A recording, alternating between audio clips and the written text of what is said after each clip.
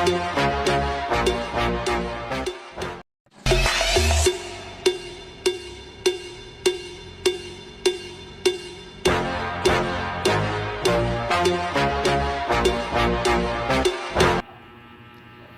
everyone, I am Bea Gabriel, a grade 12 ABM student, and I am here to discuss about The Republic by Plato. And in this lesson, we will learn and understand more about Plato. Who is Plato?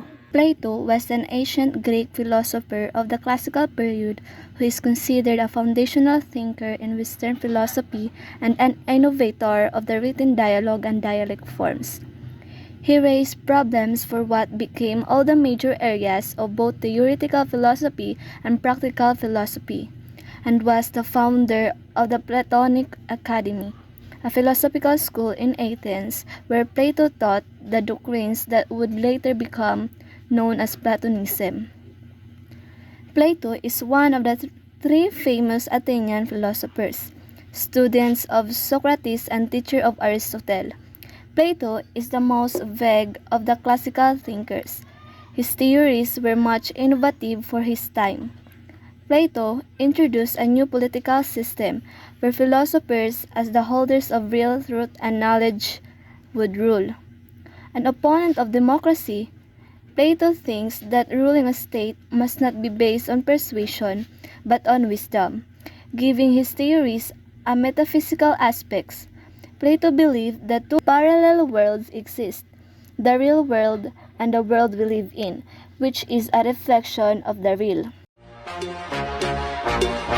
Now, we will discuss about the Republic. The Republic by Plato is a foundational work of Western philosophy that explores the nature of justice, the ideal state, and the role of the philosopher in society.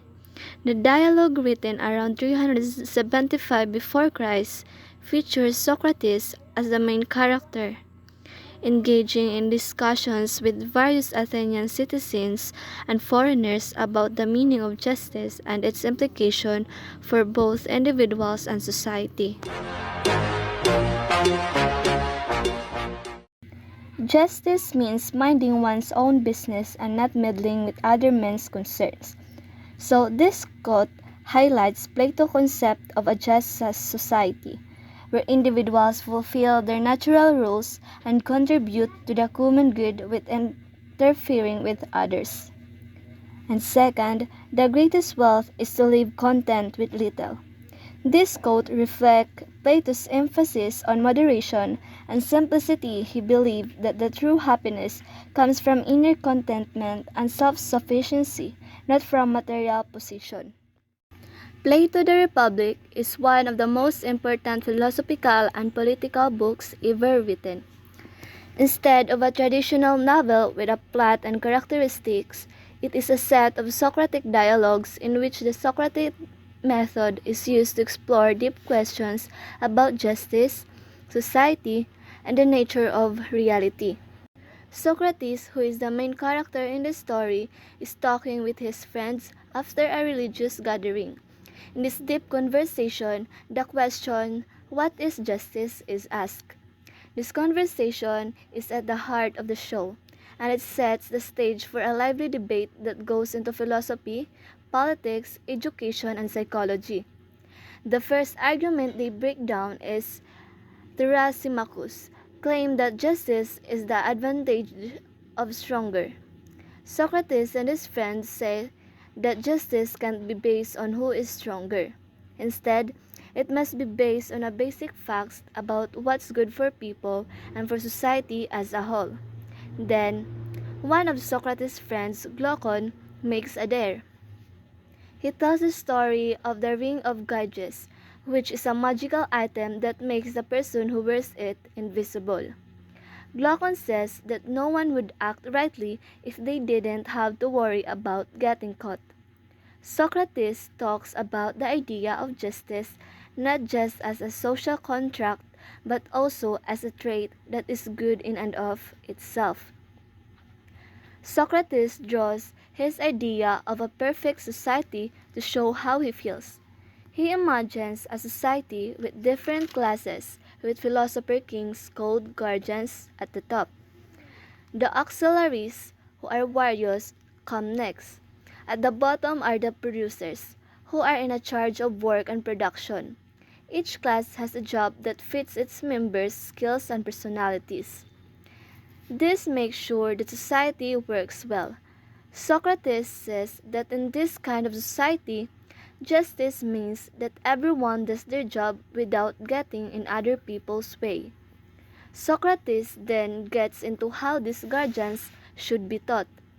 He says that they should learn exercise to keep their bodies healthy and music to keep their emotion in check. But the most important thing is that they need to study logic to understand what truth and reality are. Plato's theory of forms says that they need to understand the form of the good, which is the source of all information and reality. The theory of form is one of the most important ideas in Platonism. Plato says that our world is a copy of the perfect world of forms, where everything is as it should be. When we remember these forms, which are so saw before they came into our bodies, we learn new things. In the metaphor of the cave, Plato shows his ideas in a way that is clear and easy to remember. He talks about people who were locked in a cave and saw shadows on the wall.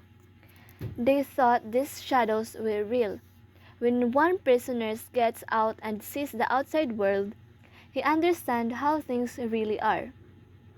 At first, the sunshine blinds him, which is a metaphor how bright that truth is.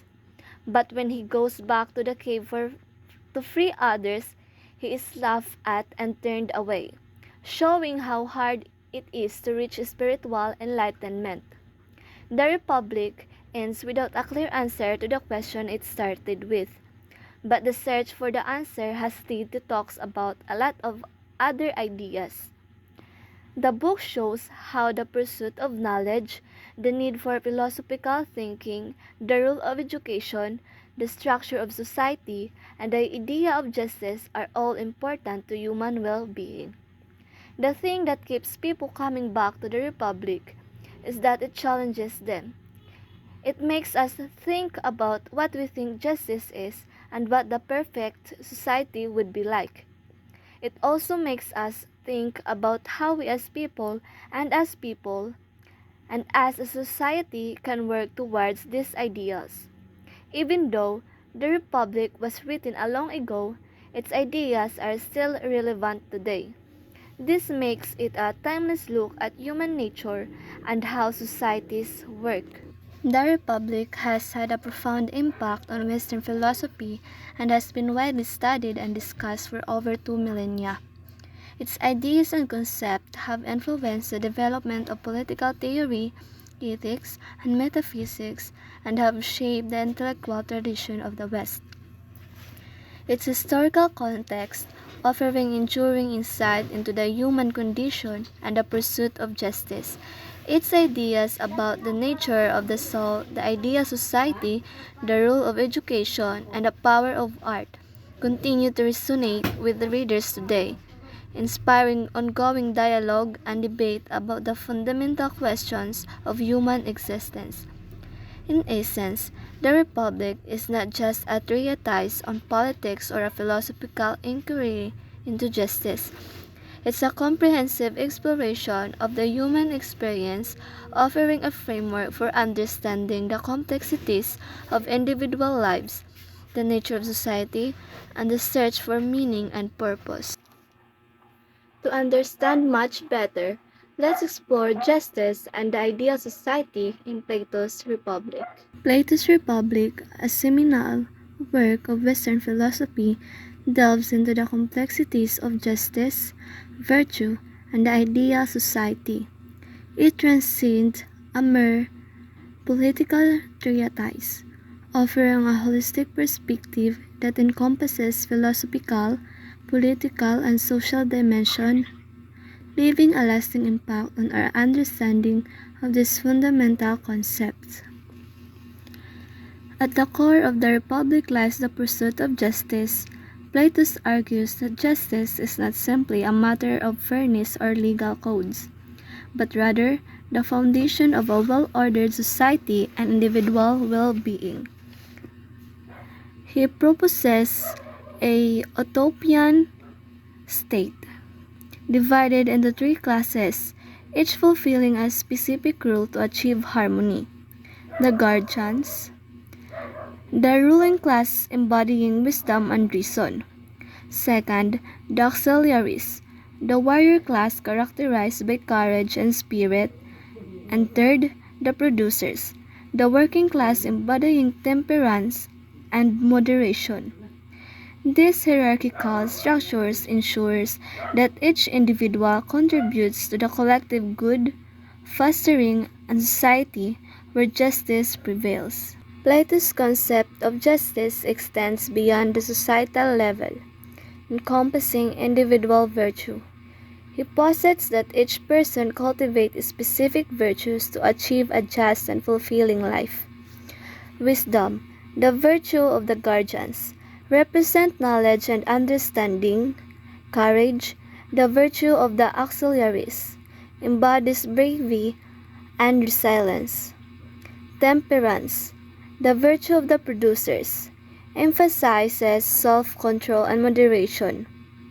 And justice, the overarching virtue, harmonize all others, ensuring individuals fulfill the rules in society. Education plays a crucial role in shaping virtuous citizens in Plato's visions. He proposes a comprehensive curriculum that cultivates both the mind and the soul, preparing individuals for their respective roles.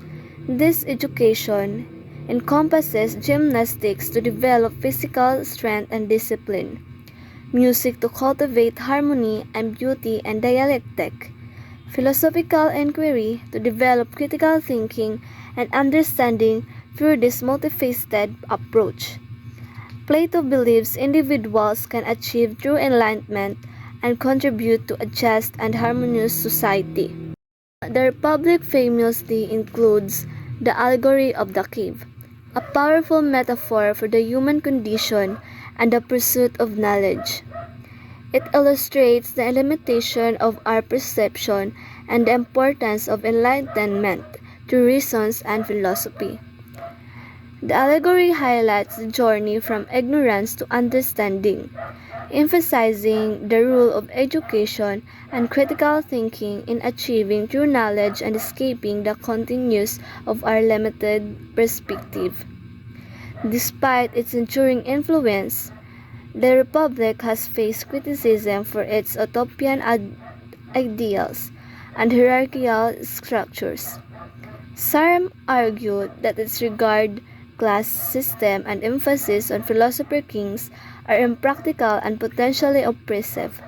However, Plato's exploration of justice, virtue, and the ideal society remains a cornerstone of Western philosophy, prompting ongoing discussion and debates about the nature of good, the purpose of government, and the pursuit of just and harmonious life.